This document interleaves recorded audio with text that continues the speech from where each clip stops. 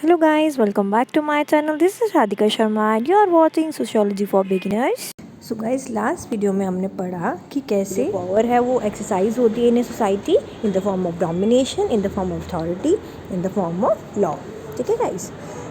सो आज हमने पढ़ना है non conformity to social order.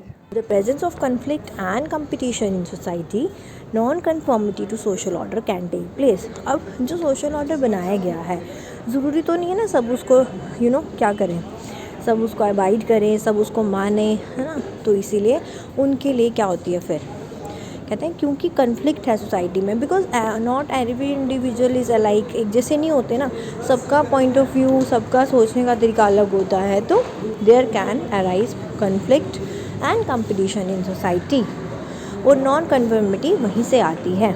Non conformity mean when we are not obeying the rules of a society. That means we non-conform to that particular social order. Non-conformity in the society against its social order can take various forms. अलग अलग forms में, जैसे it can be very general non-conformity or it can take a serious form. Like suppose कुछ rules हैं जैसे ये वाले. हाँ भाई, हम कोई रेड सिग्नल अगर हम रोड पे हैं, आपको पता है red signal means to stop. कुछ लोग हैं जो नहीं मानते हैं. This is a very non conformity, general non conformity. आप नहीं मान रहे हैं उस रूल को, आपको पता है इसके बाद आपको अगर तो ट्रैफिक वाले ने देख लिया तो आपको पनिशमेंट मिलेगी, ये भी पता है. आपका एक्सीडेंट भी हो सकता है, ये भी पता है. ठीक है, this is general non conformity. Serious form like you don't have the power of, किसी को आप मर्डर नहीं कर सकते, किसी के घर आप चोरी नहीं कर सकते, but it is kind of a serious form. जब आप ये चीज़ ना मानो कि नहीं भाई मैं तो करूँगा. आप जैसे आप एग्जांपल ले सकते हैं टेररिस्ट की. टेररिस्ट के लिए लॉज कुछ नहीं होते हैं, सोशल ऑर्डर कुछ नहीं होता, बिकॉज उनके माइंड सेट ही वैसा होता है that they have to commit, that they have to take a particular life. तो वो एक सीरियस फॉर्म भी हो सकता है, उसको भी हम बोलेंगे non conformity. Contestation is a broad form of insistent disagreement. जब हम नहीं मानते हैं तो हम क्या करते हैं, कंटेस्ट करते हैं. Competition and conflicts are more specific than this. Counter cultures among faith is example of this.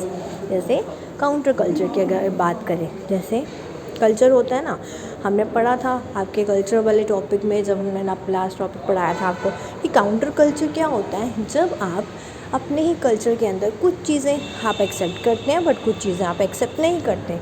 ठीक है, तो वो हो जाते हैं आप किस कैटेगरी में आओगे, काउंटर कल्चर में. ठीक है, जैसे आपको कुछ चीज़ें ठीक लगती हैं, ठीक है ऐसी होनी चाहिए, तो you conform to that. But कहीं आप नॉन कन्फर्म करते हो, भाई नहीं ये चीज़ नहीं होनी चाहिए, तो नॉन कन्फर्मिटी कम्स इन. तो counter cultures among faith is example of this. ये इसके एग्जाम्पल है, यही कहीं ना कहीं इसकी फॉर्म ले लेता है कि इसकी नॉन कन्फॉर्मिटी की. These are refusal to conform to prevalent social norm. ठीक है, दैट मीन्स जब आप किसी पर्टिकुलर नॉर्म को नहीं मानते हैं, जो सोशल नॉर्म चलता आ रहा है आपके कल्चर के अकॉर्डिंग, आप उसको नहीं मान रहे हो, उसको हम क्या बोलेंगे, कंटेस्टेशन. और वही या कन्फ्लिक्ट और काउंटर कल्चर. कन्फ्लिक्ट ही बोलेंगे या non conformity to social norms. Contestations are, अब कंटेस्टेशंस क्या होती हैं, are manifestation of protest against laws और लॉफुल अथॉरिटी. जब हम कंटेस्ट करते हैं, हम प्रोटेस्ट करते हैं, तो दैट मीन्स हम लॉफुल अथॉरिटीज़ के अगेंस्ट, जैसे अभी फार्मर्स कर रहे हैं ना, दैट पर्टिकुलर थिंग. आपको सिंपल से एग्जांपल से समझ आ जाएगा. जैसे जब हम कोई लॉ पास होता है गवर्नमेंट में, अगर हम उसको नहीं मानते हैं तो हम क्या करते हैं, कंटेस्टेशंस करते हैं. तो कंटेस्टेशंस आर क्या होती है, manifestation of protest against laws और लॉफुल अथॉरिटी. हम प्रोटेस्ट करते हैं कि हमें ये चीज़ आप वापस ले लीजिए, ये लॉ वापस ले लीजिए, जैसे अभी फार्मर्स कर रहे हैं. ठीक है, the notion of crime is strictly derived from the law से ही जो क्राइम का भी नोशन जो निकला है. क्राइम क्या होता है, crime is an act that violets an existing law. क्योंकि अब ये बता रहा है ना कि जब आप कन्फॉर्मिटी नहीं रखोगे, सोशल ऑर्डर को नहीं मानोगे, तो क्या क्या हो सकता है. तो लोग क्राइम भी कमिट करते हैं जो when they are non-conform to social order. According to social order, according to law, we don't have to commit crime.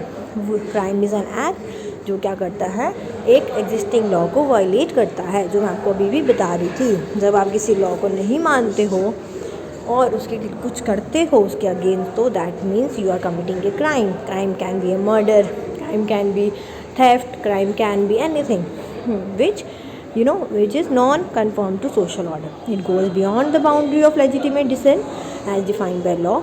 आप legitimate अथॉरिटी के अगेंस्ट चले जाते हो. Most of these acts cannot claim any great moral virtue as defined by humanity and social order. इसमें बहुत सारे act ऐसे भी आते हैं जो किसी मॉरल वर्च्यू को नहीं क्लेम करते as defined by humanity and social order.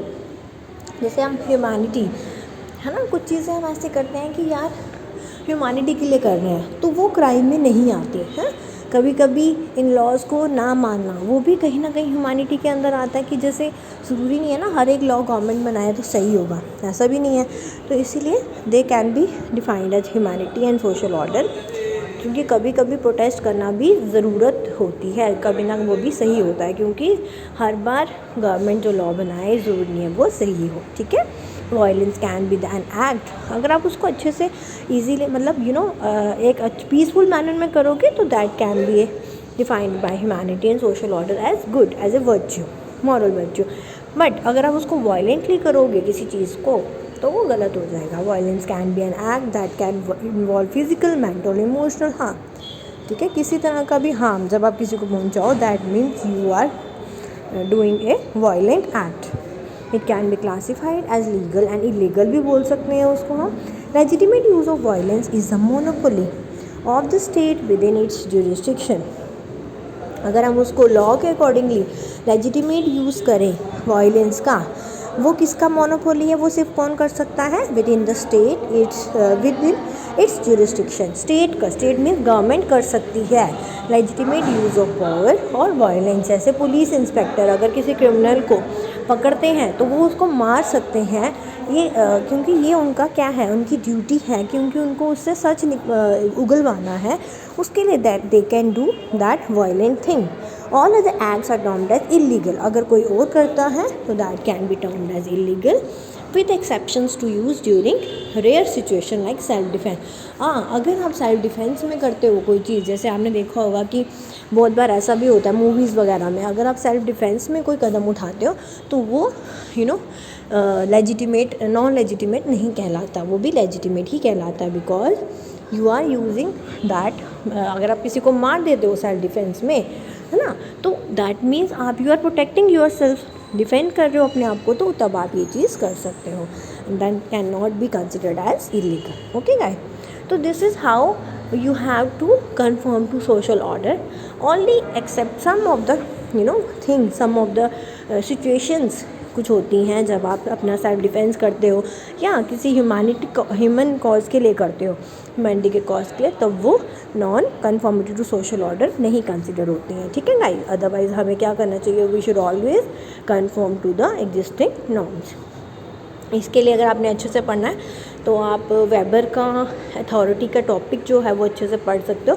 But that is available in your, जब आप ग्रेजुएशन करेंगे तो आपको मिल जाएगा. ठीक है. It is available in CN Shankar Rao. बहुत अच्छी बुक है, तो आप उसका अथॉरिटी को अच्छे से पढ़ सकते हैं उस टॉपिक को. ठीक है गाइस. तो this is your whole chapter जो हमने किया. सोशल चेंज से शुरू हुए थे हम. ठीक है.